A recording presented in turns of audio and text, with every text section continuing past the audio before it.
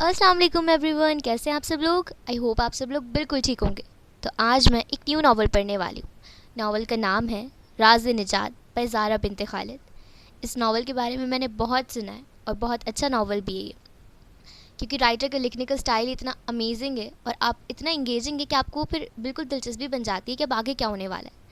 تو میں نے سوچا اس ناول کو آڈیو کور کرنا چاہیے۔ آن گوئنگ ناول ہے اور کافی سارے اس کے ایپیسوڈ آ چکے ہیں اور ابھی بہت سارے آنے باقی بھی ہیں۔ تو چلیے اسٹارٹ کرتے ہیں۔ راز نجات بائی زہرا بنت خالد۔ قسط نمبر 1، اسٹرینجر گیو اے کلو۔ وہ مہربان جو کہانیوں کی کوکھ میں بڑی ہوئی، اسے غرض نہیں کہ کسی نے اس سے جھوٹ بول کے تمام عمر کے لیے دلوں میں چھید کر دی۔ اسے غرض نہیں کہ کتنے لوگ اس کی چھاؤں میں پلے بڑھے۔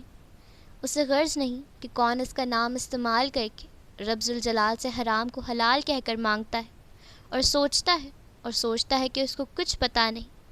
اسے پتہ ہے اور اسے سب پتہ ہے، مگر وہ اس زمان مکان کے دائروں سے دور اپنا ایک ادھورا خواب بن رہی ہے، جس کو سن کر کائنات اپنی باقیات پر نظر کرے گی۔ مجھے بھی اس شفیق ہاتھ نے بھور سے کھینچ کر طلب تو کچھ نہیں کیا ہے، مگر میں اس کے دل پہ رنگ پھینک کر بتاؤں گا کہ سچ بہت حسین ہے۔ رات کی گہری تاریکی میں سرسراتی ہوا چل رہی تھی۔ لاہور کے موسم نے سرما کی آمد پر انگڑائی لی تھی اور ہر طرف سردی نے دستک دے ڈالی تھی۔ خود میں ایک تاریخ رکھتا شہر لاہور اس وقت تاریک تھا۔ وہ تھکن سے چور بستر پر بیٹھی تھی، اب بازوؤں کو پیچھے لے جاتی ہاتھوں کو باہم جوڑا تھا۔ ہڈیوں کی چٹکنے کی آواز آئی تھی اور وہ گہری سانس بھرتی، اب لیپ ٹاپ بند کرتی بستر سے اٹھ کر کمرے میں موجود ٹیبل پر رکھ رہی تھی۔ کمرے میں چھائی تاریکی کے باعث اس کا چہرہ واضح نہ تھا۔ وہ مدھم قدموں سے واش روم میں گھسی تھی اور تھوڑی دیر بعد فریش ہوتی آرام دہ کپڑوں میں اپنے تاریک بستر پر آ بیٹھی تھی۔ تبھی اس کا فون جگمگایا تھا۔ وہ موصول ہونے والے پیغام کو دیکھتی ہلکا سا مسکرا دی۔ موبائل کی روشن اسکرین سے اس کے چہرے کے ہلکے ہلکے نقوش واضح ہوئے تھے۔ اس کی بادامی نقوش کی پوری آنکھیں ایک لمحے کے لیے جگمگائی تھیں اور ہونٹوں پر سجنے والی مسکراہٹ بھی خوبصورت تھی۔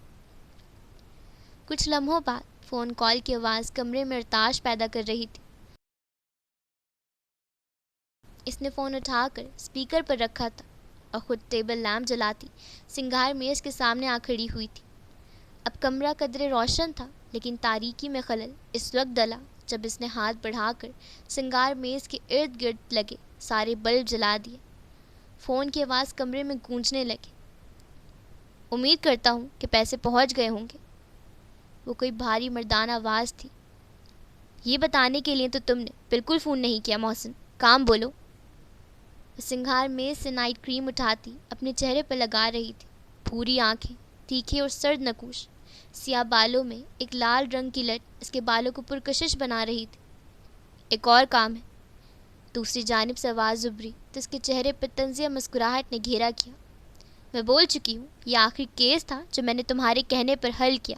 آئندہ مجھ سے رابطہ کیا تو تمہارا کیس تھانے کے درازوں میں ملے گا۔ مسفرہ نے کہتے ہوئے فون پر لال بٹن دبا کر رابطہ منقطع کر دیا۔ اسے اپنے کام میں مداخلت کرنے والے لوگ نہیں پسند تھے اور محسن اس پر رعب جمانے کے ساتھ ساتھ اس کے کام میں مداخلت بھی کرتا تھا۔ مسفرہ مغل کسی کی حکمرانی خود پر برداشت کرے؟ وہ کمرے سے باہر نکلی اور کچن میں گھستی اپنے لیے کچھ اچھا کھانے کے لیے بنانے لگی۔ گھر چھوٹا مگر نفیس تھا۔ کچن کے سفید شیلف پر نفاست سے سامان سجا تھا۔ وہ مسکراتی ہوئی خود کو ایک مزیدار کھانے سے سرو کرنے جا رہی تھی۔ لاؤنج کی ٹیبل پر چیز پاستا اور کولڈ ڈرنک رکھتی وہ دھپ سے صوفے پر پرسکون سی بیٹھی تھی اور ٹی وی آن کر گئی تھی۔ وہ اپنا ہر کیس کے کامیاب ہونے کے بعد ایسے ہی خود کو شاباشی دیا کرتی تھی۔ آرام سے کھانے کے بعد جب وہ اپنے کمرے میں داخل ہوئی اور سنگھار میز پر پڑا موبائل اٹھایا تو سامنے ایک میسج جگمگا رہا تھا، کسی انجان نمبر سے۔ Hello red lady. وہ جواباً آئی برو اٹھا گئی تھی۔ Red lady? سیریسلی؟ اس نے جواباً سوالیہ نشان بھیجے تھے اور چلتی ہوئی بستر پر آ بیٹھی تھی۔ جواب فوراً آیا تھا۔ تو آپ ہیں مشہور ڈیٹیکٹیو ریڈ لیڈی، جو کہ میرے اندازے کے مطابق بالکل بھی مشہور نہیں ہے۔ مسفرہ نے اس کی بات پر آئی برو اٹھائے تھے اور پھر لکھنے لگی۔ تم جو کوئی بھی ہو، اس چیز سے تمہارا مطلب؟ ایسا پہلی بار ہوا تھا کہ کوئی اس کے سامنے مشکوک ہو رہا تھا۔ لینڈ لیڈی کیس، یہی تمہاری شہرت کی وجہ تھی نا؟ موصوف نے اس کے سوال کو کسی خاطر میں نہیں لایا تھا۔ اس نے بستر پہ اپنے پاؤں گھسائے تھے اور کہنے لگی، تم جو کوئی بھی ہو مدعے پر آؤ۔ وہ اس وقت سونا چاہتی تھی، ایک لمبے کیس کے حل ہو جانے کی پرسکون نیند۔ میں وہی ہوں جس کی وجہ سے تمہیں شہرت مل سکتی ہے۔ مسفرہ اس کے الفاظ پر طنزیہ ہنسی تھی جیسے موصوف سامنے بیٹھا ہو۔ سچ کہوں تو میں نے تم سے مدد نہیں مانگی، کہتی ہوئی سرہانے پر سر پھینک گئی تھی۔ میرے پاس تمہارے لیے ایک کیس ہے۔ دوسری جانب موصوف جیسے سے سننا گناہ سمجھتا ہو۔ مدعے پر آؤ، میں چاہتا ہوں تم ایک کیس سلجھاؤ۔ اسے آج تک جتنے کیس ملے تھے، کیس دینے والے صرف اس سے گزارش کیا کرتے تھے، یہ نیا تھا جو اس کی سنے بغیر اسے کیس حل کرنے کو بول رہا تھا۔ یہ بات مسفرہ کو کیسے گوارا ہو بھائی؟ کون سا کیس؟ وہ تجسس کے مارے پوچھ بیٹھی۔ دا ڈس اپیئرنس آف زویا قریشی۔ مسفرہ جھٹکے سے بستر پر اٹھ بیٹھی تھی۔ زویا قریشی، جسے گھر سے بھاگی ہوئی لڑکی کا قرار دے کر کیس بند کر دیا گیا ہے؟ وہ جیسے یقین دہانی کر رہی تھی۔ میرا خیال ہے یہ اس سے کچھ زیادہ ہے۔ وہ پہلی بار اپنی رائے پیش کر رہا تھا۔ بغیر کسی ثبوت کے کیس لینے سے میں خود کو بے وقوف تصور کروں گی۔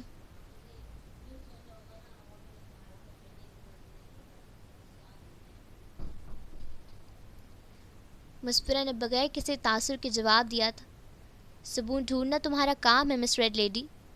اس کے جواب پر مسفرہ کا دل چاہا اس انجان شخص کی گردن اڑا دے، مطلب انسان میں تھوڑی سی عقل ہو، لیکن نہیں، دنیا تو بے وقوفوں کا ٹھکانہ بنتی جا رہی۔ اس کے جواب نہ دینے پر دوسرا میسج اسکرین پر جگمگایا تھا، after all you are smart enough to get evidences detective. مسفرہ نے اپنا پہلو بدلا تھا۔ لاہور کے شہر میں کیا پرائیویٹ ڈیٹیکٹیو ختم ہو گئے تھے جو یہ عجیب انسان سب سے عجیب کیس اٹھا کر اس کے پاس چلا آیا ہے؟ تمہیں کیوں لگتا ہے میں یہ کیس لوں گی؟ مسفرہ نے طنزی انداز میں کہا تھا، لبوں پر اسی انداز کی مسکراہٹ کا احاطہ تھا۔ میرا نہیں خیال تمہارے پاس چوائس ہے۔ اس جواب پر مسفرہ نے آنکھیں گھمائیں تھیں۔ کیا یہ دھمکی ہے؟ ہوتی بھی تو وہ نہیں ڈرتی، یہ بات دوسری جانب بیٹھا شخص بھی جانتا ہوگا۔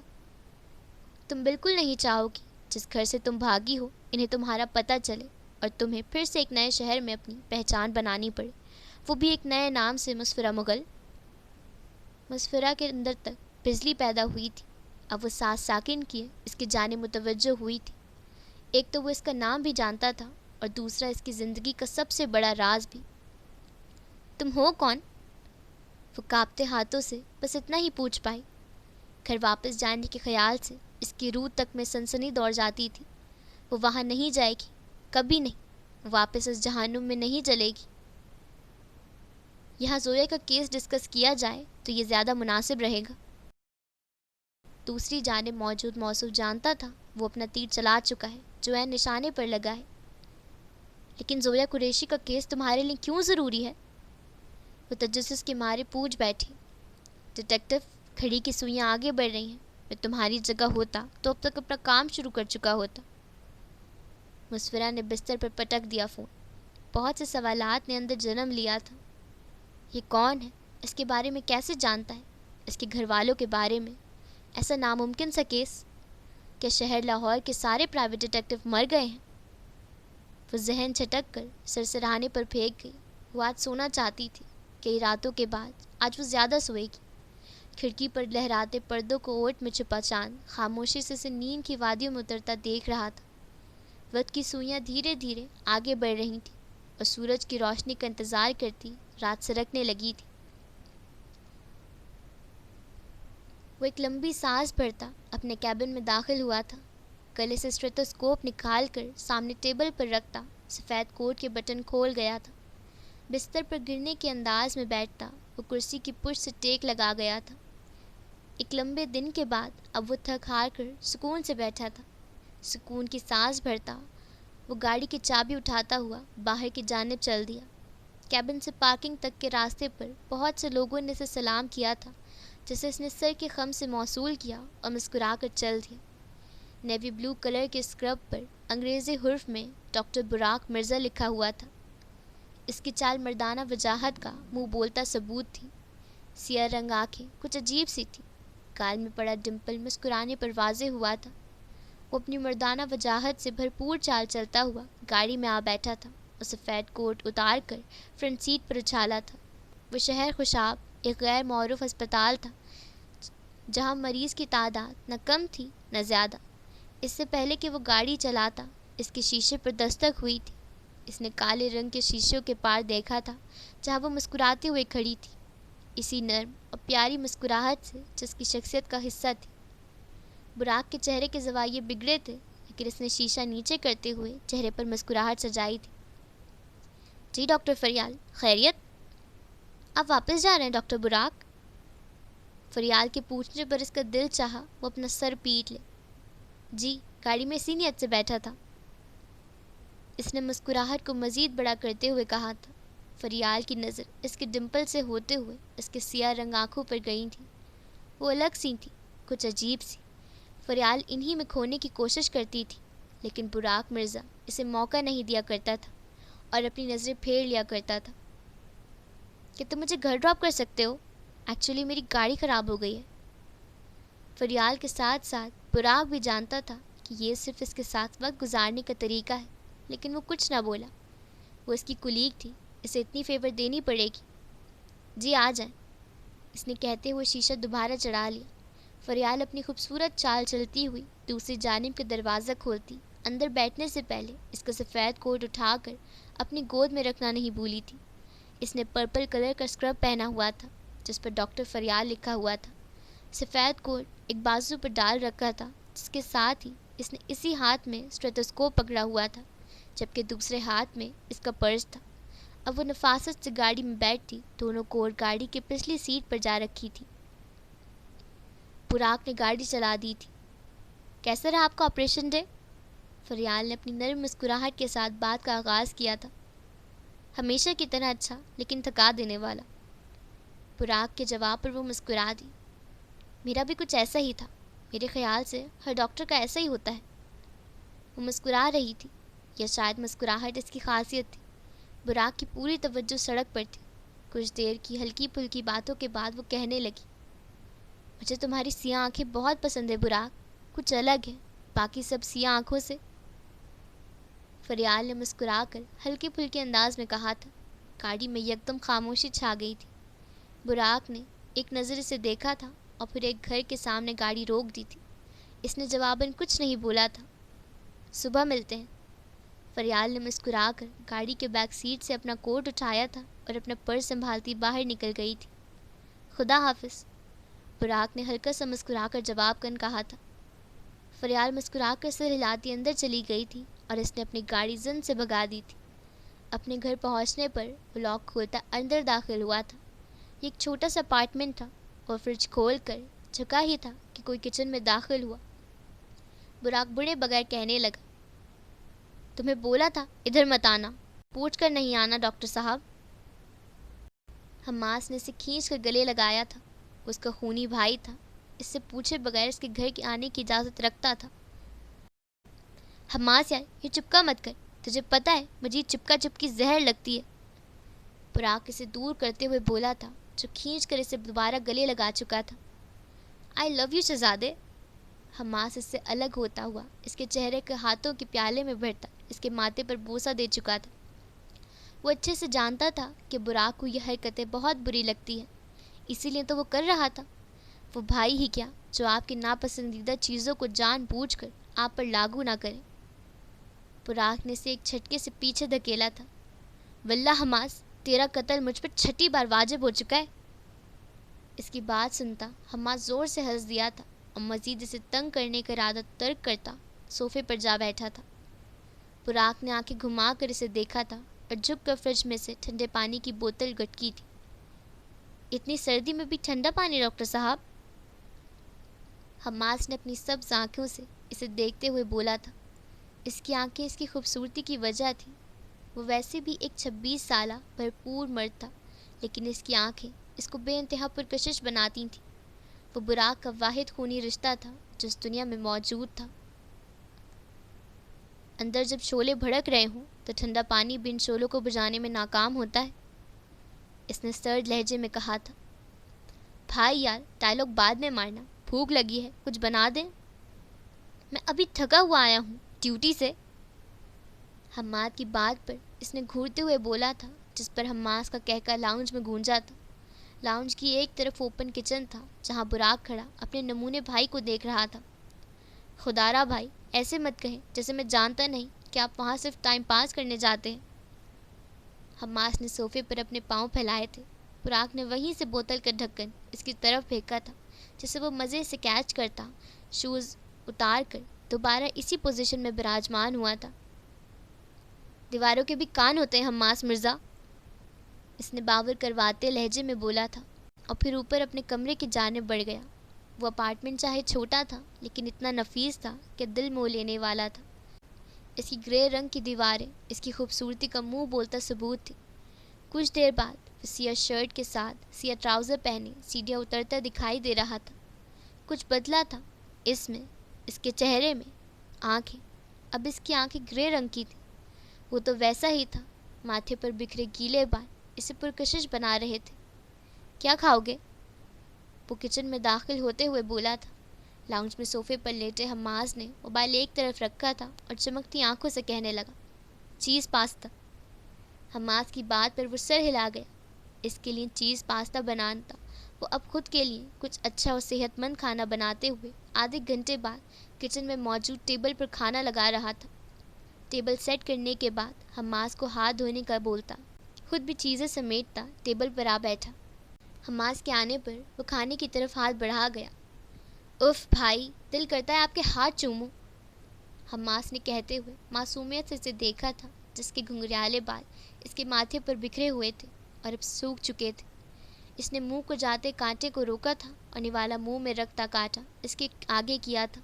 تم نے ایسا کیا تو میں یہ تمہاری گردن میں گھسا دوں گا۔ یہ وارننگ تھی۔ حماس دل کھول کر ہنس دیا تھا۔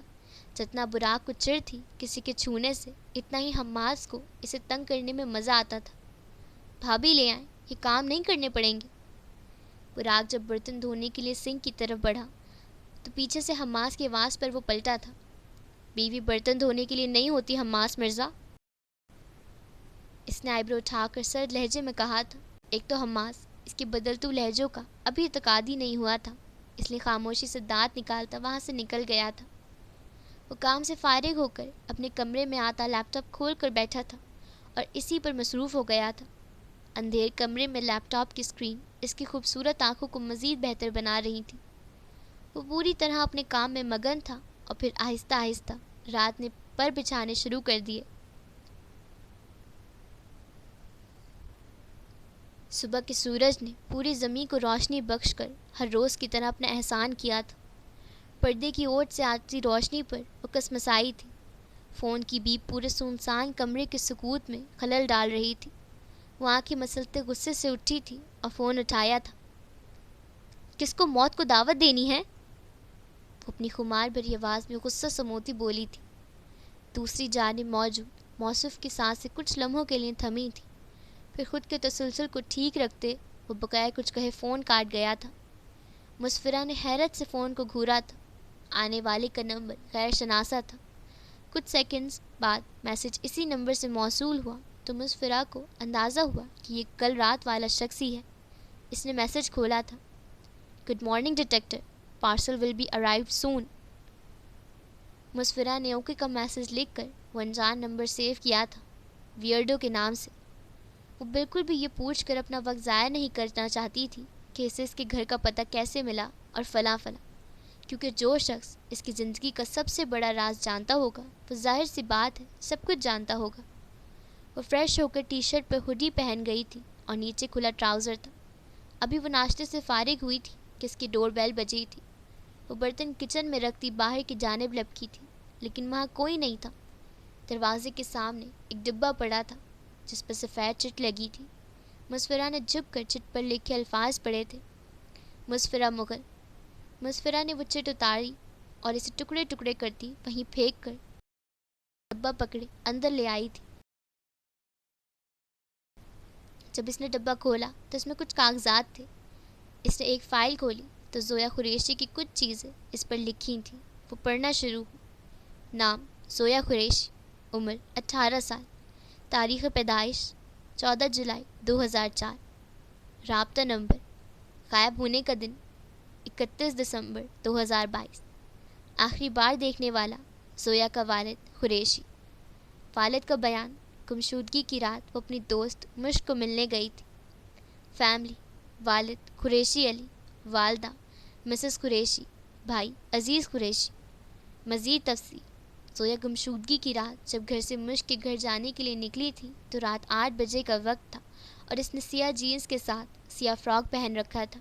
گلے میں سرخ رنگ کا سٹالر بھی تھا. یہ وہ ساری چیزیں تھیں جو اسے ملی تھیں.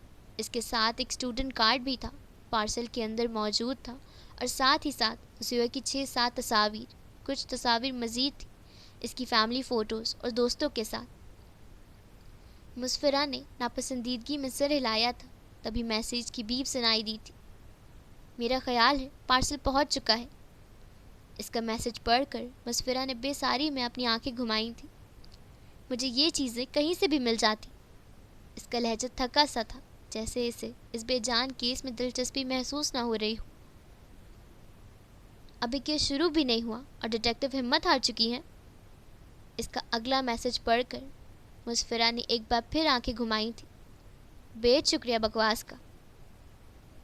میں کچھ اور بھی بھجوا رہا ہوں لیکن یہ کیس کی سب سے حساس چیز ہے. احتیاط سے استعمال کرنا. اس کا اگلا میسیج کچھ مزیدار لگا تھا. اس نے دلچسپی کا اظہار کیا تھا اور اگلے آنے والے پارسل کا انتظار کرنے لگی تھی. وہ معمول کے مطابق مسکراہٹ لبوں پر سجائے نیلے رنگ کے اسکرب پر وائٹ کوٹ پہنے ہسپتال کے کوریڈور میں گھوم رہا تھا. آتے جاتے مریض اسے سلام کر رہے تھے اور وہ مسکرا کر سر کو خم دے رہا تھا. جیسے وہ اپنے کیبن میں آ کر بیٹھا تھا تو ڈاکٹر فریال اس کے کیبن میں داخل ہوئی تھی. السلام علیکم. اس نے اپنے ازلی نرم انداز میں بولا تھا. براق مسکرا دیا. وعلیکم السلام. جی ڈاکٹر فریال کوئی کام تھا؟ وہ مسکراہٹ لبوں پر سجائے اپنا اسٹیتھوسکوپ ٹیبل پر رکھ گیا تھا. میں سوچ رہی تھی کہ آج کہیں لنچ کرنے چلیں. فریال نے مسکرا کر استفار کیا تو براق نے مسکراہٹ لبوں سے ہٹائے بغیر اپنے دانت پیسے تھے. شور کیوں نہیں, جگہ ڈیسائیڈ کر لیجیے گا. فریال مسکرا کر سر ہلاتی چلی گئی تھی تو براق نے آنکھیں گھما کر بیزاری چہرے پر سجائی تھی اور لیپ ٹاپ کھول لیا تھا.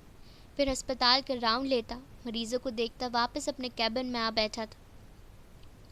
وہ کچھ دیر سے بیٹھی لیپ ٹاپ پر انگلیاں چلانے میں مصروف تھی. کوڈنگ اور ڈی کوڈنگ اس کا پسندیدہ کام تھا. دوپہر کے 4 بجے کا وقت تھا جب اس کی ڈور بیل بجی تھی. وہ چوکی تھی لیکن مسفرہ جانتی تھی یہ پارسل ہوگا. وہ صوفے سے پیر اتارتی لاؤنج سے نکلتی باہر دروازے پر آئی تھی. دروازہ کھلنے پر ایک بھورے رنگ کا ڈبہ وہاں پڑا تھا. ارد گرد نظر دوڑانے پر اسے کوئی نظر نہ آیا. ڈبے پر بڑے لفظ میں انگریزی حرف میں ریڈ لیڈی لکھا تھا. اس نے مسکرا کر پرچی اتاری تھی اور پھر سے اسے ٹکڑے ٹکڑے کرتی پاس پڑے کوڑے دان میں پھینک گئی تھی. وہ ڈبہ اٹھاتی اس بار اپنے پرائیویٹ ڈیٹیکٹیو کمرے میں آئی تھی جس پر عین سامنے دو لیپ ٹاپ ٹیبل پڑے تھے. ٹیبل کی پچھلی طرف کرسی پڑی تھی جس کا رخ دروازے کی جانب تھا اور کرسی کی پچھلی طرف ڈیٹیکٹیو بورڈ لگا تھا جس پر ابھی تک پچھلے کیس کی کچھ چیزیں لگی تھیں اور اس پر لگا لال دھاگا ایک تصویر کو دوسری کے ساتھ جوڑ رہا تھا. کمرے کی دوسری جانب ایک بک شیلف بنی تھی جس میں سرخ, سیاہ اور نیلے رنگ کی کئی فائلز تھیں. یہ وہ تمام کیس تھے جو اس نے سلجھائے تھے. پھر اس کی دوسری طرف 2 بندوں کے بیٹھنے کے لیے ایک صوفہ تھا جس کے آگے ایک چھوٹا سا ٹیبل تھا اور اس کے ساتھ ہی کونے میں کافی مشین تھی. کبھی کسی کیس کو حل کرتے اسے رات ہو جاتی تو وہ کمرے سے نکلنا گوارا نہ کرتی بلکہ یہیں کافی بناتی اور پی لیتی. وہ چلتی ہوئی کمرے کی بتیاں جلاتی اپنی کرسی پر آ بیٹھی تھی. ٹیبل پر ڈبہ رکھتے وہ اسے کھول گئی تھی. اندر کچھ کاغذات کو ہٹا کر اسے جو ملا تھا وہ حیران رہ گئی. وہاں ایک فون تھا. وائبرو چھائے فون نکال کر آن کر گئی. موبائل آن ہونے کی دیر تھی کہ اس پر لگا زویا کی تصویر کا وال پیپر دیکھ کر مسفرہ حیرت کے سمندر میں غوطہ زن ہوئی. اس نے اسے کھولنے کی کوشش کی لیکن وہ لاکڈ تھا. اس نے اپنا فون اٹھایا اور اس نمبر پر کال ملائی. اس کی کال کاٹ دی گئی. فوراً اسکرین پر میسج جگمگایا. لگتا ہے پارسل مل گیا. اس کے میسج سے اندازہ ہو رہا تھا کہ اسے اس کی کال کا انتظار تھا۔ یہ تمہارے پاس کیسے آیا؟ مسفرہ کے میسج پہ بھی حیرت کا واضح ثبوت تھا۔ سوال کم کام زیادہ۔ مسفرہ نے آنکھیں گھمائی تھیں۔ تمہیں معلوم ہے نا کہ یہ پولیس کے ہاتھ لگ گیا تو تم اس سب میں پھنس سکتے ہو۔ مسفرہ کے میسج کا اسے کوئی اثر نہ ہوا تھا۔ اپنے کام سے کام رکھو ریڈ لیڈی، مجھے خود کو بچانا آتا ہے۔ مسفرہ کا دل چاہا وہ موبائل دیوار میں دے مارے، لیکن اس نے گہری سانس بھری اور اپنا موبائل ایک طرف رکھ دیا۔ The new case begins, detective. You can do it, and you have to do it, مسفرہ۔ اس نے ہمیشہ کی طرح خود کو ہمت دی تھی۔ جن لوگوں کے پاس کوئی ہمت دینے کے لیے نہ ہو، انہیں اپنی ہمت خود بننا پڑتا ہے۔ خود کو ہمت دینے والے لوگوں سے بچ کر رہنا چاہیے، کیونکہ وہ جتنے تنہا ہوتے ہیں اتنے ہی مضبوط ہوتے ہیں۔ مسفرہ اپنی جگہ سے اٹھی تھی اور پہلے آیا ہوا ڈبہ بھی ٹیبل پر رکھ دی اپنے ہڈی کے بازو کو کوہنیوں تک لے گئی تھی۔ پہلے مکمل ہوئے کیس کی چیزیں احتیاط سے ایک فائل میں سمیٹ دی۔ وہ شیلف میں باقی فائلز کے ساتھ سجا آئی تھی۔ اس کے بعد اس نے پہلے آئے پارسل میں سے چیزیں نکال کر ڈیٹیکٹیو بورڈ پر چپکانا شروع کی تھی۔ زویا کی تصاویر، اس کے گھر والوں کی تصاویر اور بھی بہت کچھ۔ پھر لال دھاگے سے ان چیزوں کو ایک دوسرے سے جوڑا تھا۔ اپنے کام سے فارغ ہو کر اس نے ٹیبل کے آخری کونے میں پڑا پرنٹر میں سے ایک شخص کی تصویر نکالی تھی جس کے چہرے پر سوالیہ نشان بنا تھا، اور وہ بھی اس نے اسی بورڈ پر چپکا دی تھی۔ زویا کے کیس کے ساتھ ساتھ اسے اس اجنبی شخص کے بارے میں بھی جاننا تھا۔ پھر وہ اپنی کرسی پر بیٹھتی زویا کا فون اٹھا گئی تھی جو لاک تھا۔ اس کا پاس ورڈ 4 نمبروں پر مشتمل تھا۔ مسفرہ نے اس کے اسٹوڈنٹ کارڈ کے آخری 4 نمبر ڈالے تھے جو کہ غلط ثابت ہوئے تھے۔ پھر اس نے بیٹھے بیٹھے ہی اپنی کرسی کا رخ گھما کر ڈیٹیکٹیو بورڈ کی طرف کیا تھا، جہاں بہت سی چیزوں کے ساتھ اس کی تاریخ پیدائش بھی تھی۔ اس نے اس کی تاریخ پیدائش کے نمبر غور سے پڑھے تھے۔ 14 جولائی 2004، یعنی کہ 14/7/2004۔ وہ مسکرا دی اور مکمل اعتماد کے ساتھ کچھ نمبر فون پر دبا گئی، جس سے فون کا پاس ورڈ کھل گیا، 1474۔ ایسے نہ کھلتا تو اس کے پاس اور بھی بہت سے طریقے تھے، لیکن خیر زویا ٹین ایجر تھی اور 80% ٹین ایجر کے پاس ورڈ ان کی تاریخ پیدائش ہوتی ہے، یا ان کا نک نیم، یا ان کی کسی دوستوں کے گروپ کا نام۔ وہ وہاں بیٹھی اس کی ساری چیٹ کھول کر باری باری پڑھنے لگی۔ جو چیز اسے سب سے زیادہ کھٹکی تھی وہ زویا کی سب سے قریبی دوست مشک کے ڈیلیٹ کیے گئے میسج تھے جو مشک کی طرف سے ڈیلیٹ ہوئے تھے۔ مسفرہ نے اس کا نمبر لیا تھا اور اپنے ڈیٹیکٹیو والے نمبر سے اسے کال کی تھی۔ 1-2 بیل کے بعد فون اٹھا لیا گیا۔ کون؟ سب سے پہلے دوسری جانب سے سوال کیا گیا تھا۔ میں ڈیٹیکٹیو ہوں اور تمہاری اس دوست زویا کے کیس کو حل کرنا چاہتی ہوں۔ مسفرہ نے بغیر تمہید کے اسے جواباً کہا تھا۔ دوسری جانب کچھ دیر خاموشی رہی تھی۔ ہم مل کر اس بارے میں بات کر سکتے ہیں؟ اس کے سوال پر مسفرہ کے منہ تک کا زوایہ بدمزہ ہوا تھا۔ اف، یہ ٹین ایجرز کی بے اعتباریاں، عجیب عمر ہے جن پر اعتبار کرنا ہوتا ہے ان پر کرتے نہیں۔ یہ ٹین ایجرز اور جن پر اعتبار نہیں کرنا ہوتا ان کے اندھوں کی طرح پیروی کرتے ہیں۔ ٹھیک ہے، لوکیشن بھیج دوں گی، کل 11 بجے اس جگہ پر آ جانا، مسفرہ نے سنجیدہ انداز میں کہہ کر بغیر دوسری جانب موجود مشک کو بولنے کا موقع دیے فون بند کر دیا اور پھر سے سارے میسج پڑھنے لگی تھی۔ لنچ بریک پر وہ بال سنوارتی ہوئی اپنی ازلی نرم مسکراہٹ سے شاہانہ چال چلتے ہوئے اس کے کیبن میں داخل ہوئی تھی۔ کیبن کو خالی پا کر وہ حیرت سے ادھر ادھر دیکھنے لگی۔ پھر کمرے میں کسی کی موجودگی نہ پا کر وہ جلدی سے قدم اٹھاتی براق کی ٹیبل کی جانب آئی تھی اور لیپ ٹاپ کی اسکرین اٹھاتی اسے کھول گئی۔ سامنے سے لاک دیکھ کر اس نے ٹیبل پر مکہ جڑ دیا تھا۔ تبھی اس کی آواز کمرے میں گونجی تھی۔ شیشے کا ٹیبل ہے محترمہ، ٹیبل نہ توڑ دیجیے گا۔ اس کی لاپرواہ لیکن سنجیدہ آواز پر فریال کی سانسیں ساکن ہوئی تھیں۔ وہ سانس روکے وہیں کھڑی رہی تھی۔ ڈھیر و شرمندگی نے اسے گھیرا تھا۔ وہ کنفیوز ہوتے ہوئے اپنا جملہ ادھورا چھوڑ گئی تھی۔ براق ایک آئیبرو اٹھائے سنجیدہ تاثرات سے اسے دیکھ رہا تھا، پھر انہی تاثرات سے قدم قدم فریال تک آیا تھا اور ہلکا سے جھک کر اس کے پیچھے ٹیبل سے گاڑی کی چابیاں اٹھائی تھیں۔ دونوں کے درمیان خاصا فاصلہ تھا، لیکن فریال کو شرمندگی سے اپنا آپ فنا ہوتا ہوا محسوس ہوا تھا۔ چلیں؟ وہ سیدھا ہوتا جبڑوں کو کستا آگے بڑھ گیا۔ یہ کرنے سے اس کی جو لائن جو پہلے سے واضح تھی مزید واضح ہو گئی تھی۔ فریال نے اپنی رکی ہوئی سانسیں بحال کی تھی اور لیپ ٹاپ کی اسکرین بند کرتی اس کے پیچھے چل دی تھی۔ کچھ دیر بعد خاموشی سے اس کے ساتھ گاڑی میں بیٹھی ہوئی تھی اور اس کے بعد خاموشی فضا میں لنچ کرنے کے بعد وہ دونوں ہسپتال واپس آئے تھے اور اپنے اپنے کام میں مصروف ہو گئے تھے۔ لاہور کی فضا میں سورج نے آج انگڑائی لینے سے انکار کر دیا تھا اور خود کو آرام دینے کی نیت سے بادلوں کے اوٹ میں چھپا لیا تھا۔ مسفرہ ناشتہ کر کے فارغ ہوتی اب کمرے سے تیار ہوتی نکل رہی تھی۔ اس نے سیاہ لیدر کی پینٹ پہن رکھی تھی، اوپر ہلکے بھورے رنگ کی ٹرٹل نیک شرٹ تھی جو پینٹ کے اندر ارسی ہوئی تھی اور سیاہ بیلٹ واضح نظر آ رہی تھی۔ نیچے سیاہ بوٹ پہنے، بالوں کو کھلا چھوڑے وہ گلے میں ہلکا بھورے رنگ کا مفلر لپیٹ رہی تھی۔ پورے بالوں میں 2 سرخ رنگ کی لٹیں جو اس کے بالوں کو پرکشش بنا رہی تھیں۔ وہ بالوں کو کانوں کے پیچھے اڑستی اسٹینڈ سے سیاہ رنگ کا کوٹ اتار رہی تھی۔ کوٹ لیتی وہ ایک سیاہ رنگ کا بیگ اپنے کندھے پر ڈال گئی تھی۔ گھر کو لاک کرتی وہ مشک کو بھیجی ہوئی لوکیشن کے لیے نکلی تھی۔ گاڑی میں بیٹھتے ہوئے اس نے ایک بار پھر مشک کا بھیجا ہوا میسج پڑھا تھا، جلدی آ جائیں، میں پہنچ چکی ہوں۔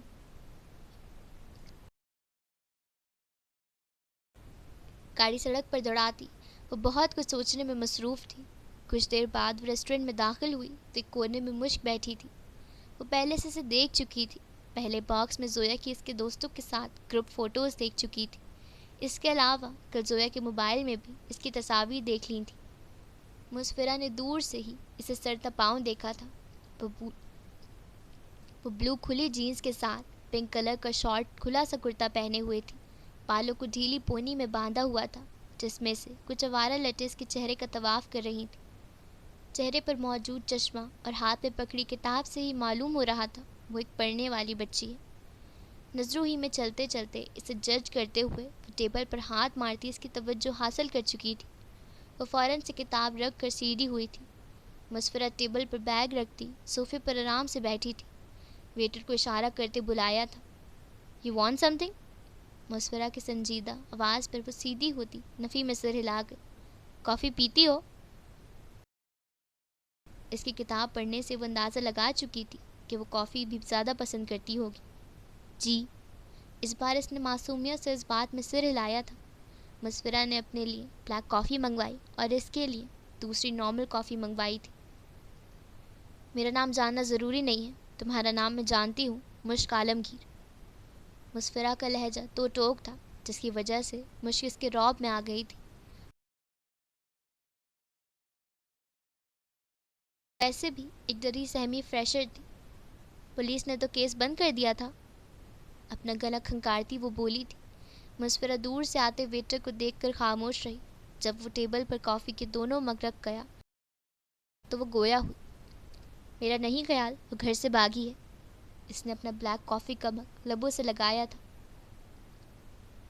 "سویا میری سب سے اچھی دوست تھی، میری اکلوتی دوست، میں آپ کے سب سوالوں کے جواب دوں گی۔" وہ کچھ اداسی سے بولی تھی۔ مسفرہ نے اپنی بھوری آنکھیں اٹھا کر اسے دیکھا تھا اور اس کے الفاظ ذہن میں پیش کیے تھے۔ "مجھے کچھ بتاؤ اس کے بارے میں، وہ کیسی تھی سب کے ساتھ، اس کا رویہ، اس کا انداز۔" مسفرہ نے کہہ کر پھر سے کپ لبوں کو لگا لیا تھا۔ "وہ ہمارے کالج کی سب سے خوش مزاج لڑکی تھی، اپنے ماں باپ کی بہت لاڈلی تھی، اس کا بھائی سے بہت محبت کرتا تھا، کالج میں ہر ٹیچر کی پسندیدہ بھی تھی، خاندان کے سب سے خوبصورت لڑکے سے اس کی منگنی بھی ہو چکی تھی۔" مشک نے رشک سے بولا تھا۔ مسفرہ خاموشی سے سنتی ہوئی اس کے لبوں سے نکلنے والے الفاظ سن رہی تھی۔ "اگر اس کی زندگی اتنی ہی پرفیکٹ تھی تو اسے بھاگنے کی کیا ضرورت تھی؟" مسفرہ نے کپ میز پر رکھا تھا اور اسے کافی پینے کی جانب اشارہ کیا تھا جس پر مشک نے فوراً سر ہلا کر کافی کا مگ ہاتھوں میں تھامتے ہوئے لبوں سے لگایا تھا اور گھونٹ بھرا تھا۔ "ہاں بالکل پرفیکٹ زندگی تھی، لڑکیاں سے جلتی بھی تھی، لیکن میں تو دوست ہوں۔" مسفرہ نے اس کے الفاظ جیسے ذہن میں سٹور کیے تھے۔ اسے غور سے دیکھ رہی تھی، اس کا بولنے کا انداز، اس کا کافی پینے کا انداز، اس کا بدلتا لہجہ، اس کا افسردہ لہجہ، اس کا رشک دیتا لہجہ، ہر چیز۔ "آخری بات کب ہوئی تھی؟" مسفرہ نے کافی کا مگ لبوں سے لگانے سے پہلے استغفار کیا تھا۔ یونیورسٹی میں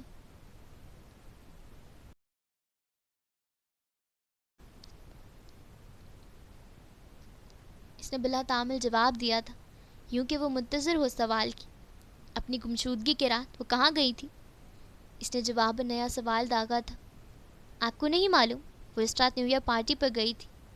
مشک نے حیرت سے بولا تھا۔ کیسی پارٹی؟ مسفرہ نے لبوں سے کپ الگ کرتے ہوئے بولا تھا۔ کچھ دوستوں نے گھر پر ارینج کی تھی۔ مشک کی بات پر اس نے آئیبرو اٹھائے تھے۔ سویا کہ گھر والوں نے تمہارے ساتھ رات گزارنے کے بارے میں بتایا ہے۔ مسفرہ کا لہجہ سنجیدہ تھا۔ مجھے نہیں معلوم کہ اس نے جھوٹ بولا تھا۔ وہ آسودہ مسکراہٹ سے بولی تھی۔ مسفرہ نے اسے اوپر سے نیچے تک دیکھا تھا۔ اس کی نگاہیں مشک کو پریشان کر رہی تھیں۔ میرے خیال سے رمشا لوگ کے ساتھ گئی تھی۔ مشک کے بتانے پر اس نے بتایا کہ رمشا زویا کے دوست ہے، لیکن اس کا انداز بتا رہا تھا کہ رمشا اور مشک کے آپس میں نہیں بنتی، کیونکہ دوست کا دوست دشمن ہوتا ہے۔ تم پارٹی پر انوائٹڈ نہیں تھی؟ مسفرہ نے کپ میز پر رکھتے ہوئے پوچھا تھا۔ مشک اپنی جگہ پر سیدھی ہوئی تھی لیکن نہیں گئی۔ دوسروں کے ساتھ کم گھلتی ملتی ہو؟ یہ سوال نہیں تھا، مسفرہ کا اندازہ تھا۔ مجھے عقلمند لوگوں کے ساتھ رہنا پسند ہے۔ مسفرہ نے اس کا جواب نظر انداز کر دیا۔ پارٹی کس نے ارینج کی تھی اور کدھر کی تھی؟ یہ سوال سب سے زیادہ ضروری تھا۔ ہاں وہ، اس سے پہلے کہ وہ اپنی بات مکمل کر پاتی، اس کی بات کسی نے کاٹی تھی اور اسے اپنی جانب کھینچا تھا۔ تمہاری ہمت کیسے ہوئی کلاس چھوڑ کر یہاں کسی اجنبی کے ساتھ بیٹھنے کی؟ تمہیں یونیورسٹی پڑھنے بھیجتے ہیں، ایسی حرکتیں کرنے نہیں۔ تم چلو آج میرے ساتھ، تمہیں تمہارے پاپا ہی بتائیں گے۔ اب اس کی ماں لگ رہی تھی۔ مسفرہ کب لبوں سے لگائے سکون سے سارا معاملہ دیکھ رہی تھی۔ مشک نے اپنا بیگ اور کتاب اٹھائی تھی اور اپنی ماں کے ساتھ کھنچتی چلی گئی تھی۔ مسفرہ نے کوٹ کی جیب میں سے موبائل نکالا تھا اور ریکارڈنگ بند کر دی تھی۔ گہرا سانس بھرتی وہ بل پے کرتی وہاں سے نکل آئی تھی۔ آج کے لیے اتنا ملن ملاپ کافی تھا۔ وہ اتنی دیر میں ہی تھک گئی تھی۔ شروع سے تنہا رہ رہ کر وہ عادی ہو گئی تھی۔ اب لوگوں میں بیٹھ کر ان سے بات کرنا اسے سزا لگتا تھا۔ وہ خاموشی سے گاڑی میں بیٹھی گروسری لے کر گھر کو چل دی تھی۔ کتنے عیش سے رہتے ہوں گے، کتنا اتراتے ہوں گے، جانے کیسے لوگ وہ ہوں گے جو اس کو بھاتے ہوں گے۔ تو جی یہاں ہماری پہلی والی قسط جو ہے اس ناول کی وہ مکمل ہوتی ہے، اور میں انشاءاللہ کوشش کروں گی کہ میں جلدی جلدی سارے ایپیسوڈز ڈالوں، جتنے آ گئے اتنے تو، اور میں باقی ناولز بھی کنٹینیو کروں گی۔ ابھی میرے ایگزامس تھے تو اس لیے مجھے ٹائم نہیں مل پا رہا تھا ریکارڈنگ کرنے کا۔ اب میں فری ہوئی ہوں تو انشاءاللہ میں جلدی جلدی ایپیسوڈ اپلوڈ کروں گی۔